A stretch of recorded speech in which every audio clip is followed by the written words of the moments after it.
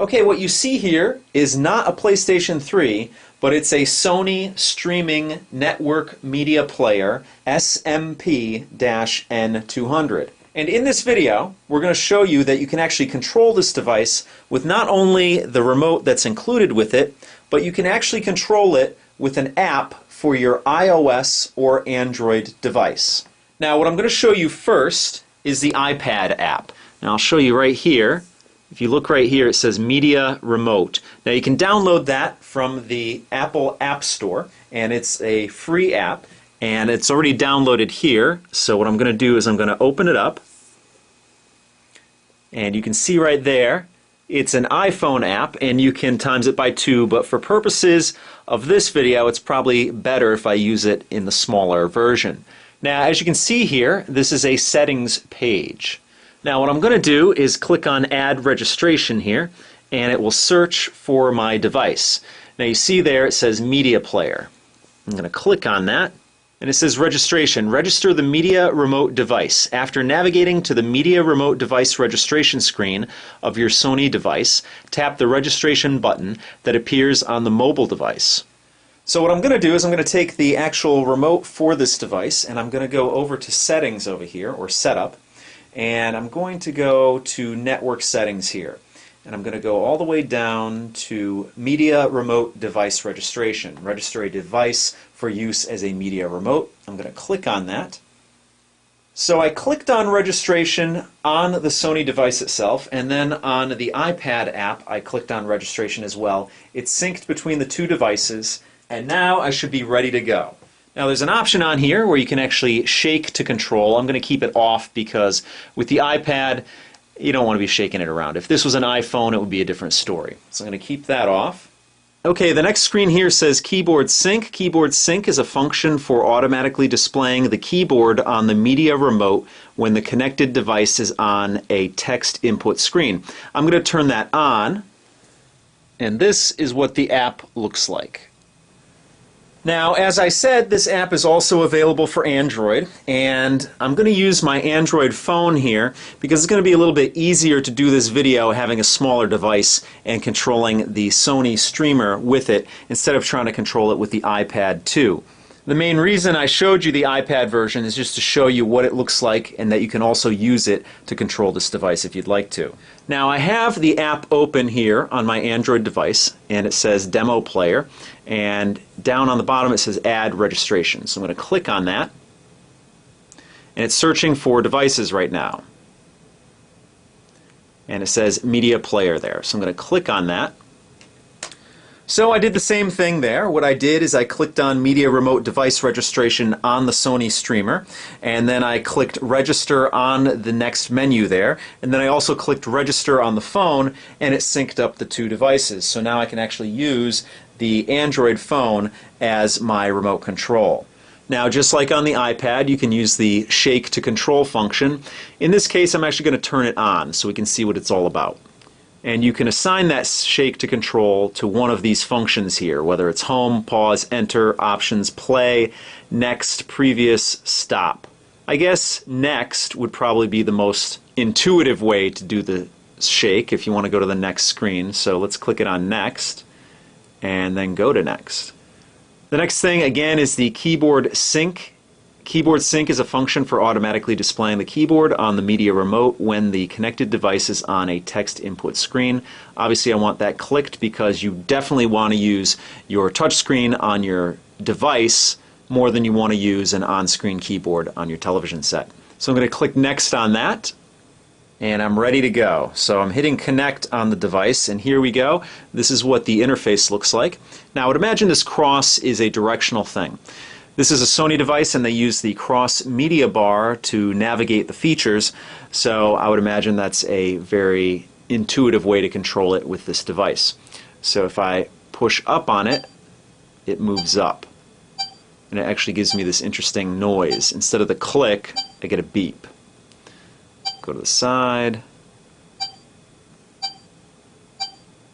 It's actually pretty cool to be able to use your Android or iOS device to control this. Now on the remote you have a return button, a home button, and an options button. And we're in the directional menu here, but you can also go to, let's see what the second one is here. That's your pause, play, fast forward, stop, all of your play controls. The next one is probably a keyboard. And yep, that's the keyboard. And then the last one is, looks like an internet connect or something. Please log in with your Sony Essentials account. If you don't have one, you can get one here. So that would be to log into your Sony Essentials account, which would be the fourth thing on the menu. So let's go back to the directional over here, and let's navigate through this here.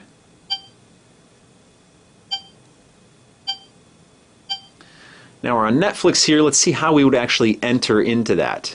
To the side, no. I would imagine maybe return. Return's not working, so maybe if we just press in the center. So pressing in the center is your select. Let's see what the next. We're actually going to shake this. Okay, brings the next screen.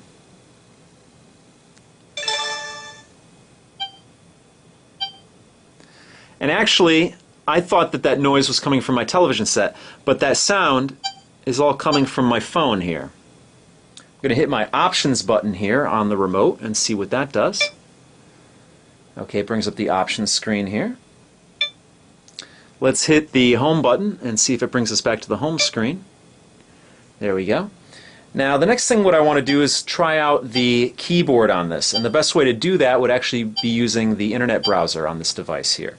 So we're going to enter it. And so far I really like this app. It's a definite upgrade from the actual remote that comes with the device. What I'm going to do now is I'm going to go onto the keyboard screen here, and it says cannot receive text at this time. That's fine.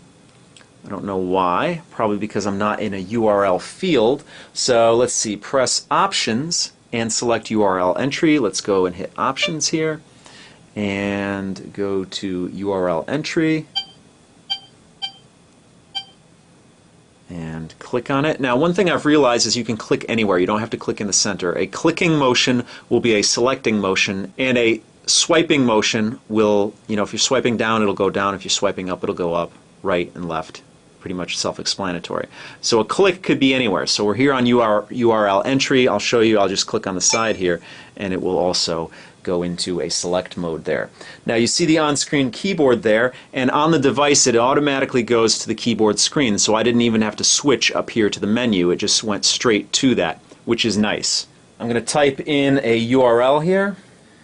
Now I typed in the URL. I don't know if you can see it yet. There we go. I typed in the URL on the device, but it hasn't gone on the screen yet. I assume when I hit return, it will type on the screen. Now let's see. I'm going to hit return, but I'm going to do it off screen so you can actually see what happens on the on-screen keyboard. So I'm going to hit return now, and it goes straight to it.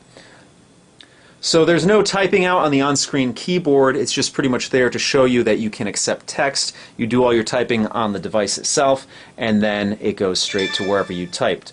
Hunting and pecking with a traditional remote on this device with an on-screen keyboard is definitely not ideal. So using your Android or iOS device is a definite upgrade. But one thing that's an actual upgrade from that is using your voice. You can actually use voice to text with this remote app to control your device.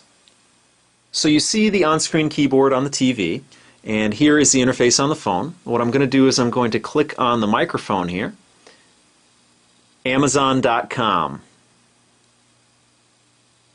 And there we go, Amazon.com. I'm going to hit enter down here. And here we go, Amazon.com, one of my favorite sites. Now Amazon is actually where I bought this streaming player from. So what I'm going to do is I'm going to look it up in the field there. So I have the field selected, and I'm going to click on that, and we're going to put an input here, and we're actually going to use the mic again. Sony streaming player.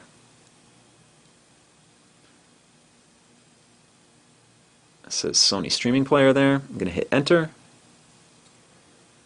and then go over to the go button and click on that, and here we go. And the version that I have is the Sony SMP-N200, and it's the second listing there, so let's go down to it. Right there. Click Enter. So that is the Media Player Remote app for iOS and Android. Definitely makes navigating through this device a lot easier. So that pretty much does it for this video. If you have any questions or comments, please post them down below, and I'll see you guys next time.